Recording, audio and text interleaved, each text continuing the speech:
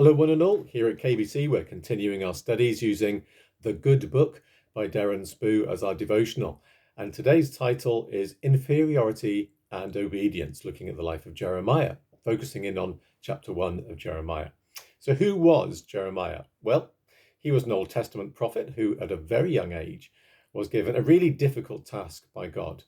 But do it he did. And we're talking about the time 640 or thereabouts BC, when Israel was in turmoil. And there were internal conflicts. They had divided into two kingdoms, the northern kingdom and the southern kingdom of Judah, where we find Jeremiah. And 2 Kings, chapter 22 to 25, give the historical background, if you want to dip into that. And world powers around were competing for domination. Assyria had come and gone. The Assyrian Empire, Babylonian Empire took over. And even Egypt from the south was kind of trying to get in on the act as well. Jerusalem stuck in the middle between all these competing powers. And among Jeremiah's contemporaries, of course, were Habakkuk, Zephaniah, Daniel, who found himself in the courts of Nebuchadnezzar, remember, when Babylonian exile took over, and Ezekiel. But Jeremiah, he strikes quite a lonely figure. His prophecies were often not received particularly well. He was imprisoned, in danger of losing his life. Yet this sensitive, unconfident young man never compromised his message. Even though he went through his doubts, as we all do, he never compromised his message. And he prophesied for over 40 years throughout the reigns of 5 kings, warning of coming disaster if they wouldn't repent, appealing in vain, as it turns out, to the nation of Israel to turn back to God. And in chapter 1 of Jeremiah, we read about Jeremiah's inauguration, and we read the words from verses 4 to 5. The word of the Lord came to Jeremiah. I chose you before I formed you in the womb. I set you apart before you were born. I appointed you a prophet to the nations. Wow. And Jeremiah's reaction to the voice of God, like so many in the Bible, initially he was overwhelmed.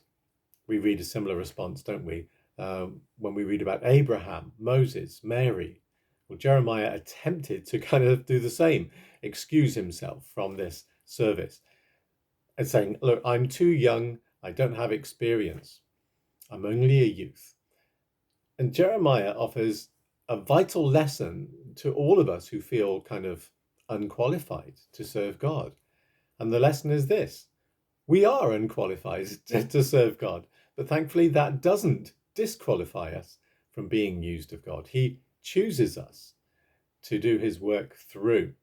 And Jeremiah learnt that it wasn't his qualifications that made him fit for service, but his obedience, his faithfulness, and the fact that he was passing on not his own words, but the very words of God.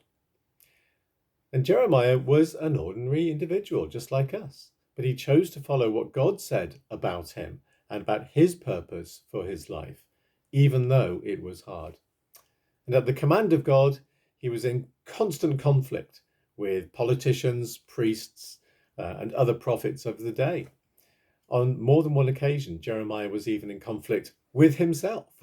He dealt with his fair share of self-doubt, his feelings of inferiority. But that never stopped him from obeying God, doing his commands, passing on the message. And even when Jeremiah didn't feel strong, he was strong. Instead of answering to his inferiority kind of complex instincts, no, he observed the orders of the Lord. And accompanying Jeremiah's call was his first vision and message. Danger and disaster were coming from the north. And despite this, God's command to Jeremiah inspires all of us to live boldly. These are the words of Darren Spoo. Get ready, stand up, and tell them everything that I command you. Actually, that's words from verse 17.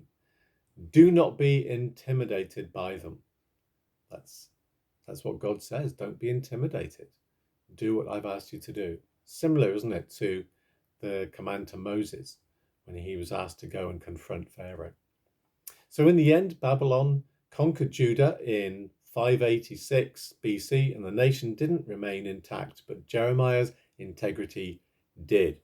And while Judah crumbled around him, Jeremiah remained solid in his unwavering obedience to God. That's the message from Darren Spoo.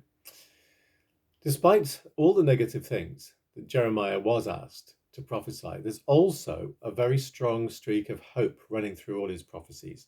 I got that from the Lion Concise Handbook, my handy dandy handbook. Strong streak of hope running through his prophecies. After the judgment, after the exile, God will restore the joy and the fortunes of his people in his homeland. And Jeremiah could rest in the knowledge that it would be okay in the end. So what do we get from the message of Jeremiah? Well, I guess we're left with these questions, among others. Do you have a sense of purpose? Do you know what God is calling you to do for him? That's the first thing. Jeremiah had that. It drove him. And the second thing is, what's holding you back from actually throwing yourself wholeheartedly into that? What are our insecurities? For Jeremiah, it was his youth, his inexperience. What are ours? And how do we overcome them? We all have our weaknesses, our insecurities. Talk to God about it today. These are words from the devotional. Consider your inadequacy as a perfect opportunity to practice obedience. Being scared presents us with an ideal occasion to surrender yourself to God's will. And who knows where that may take you. So those are the thoughts we're left with at the end of this study. God bless. Thank you for listening, and bye for now.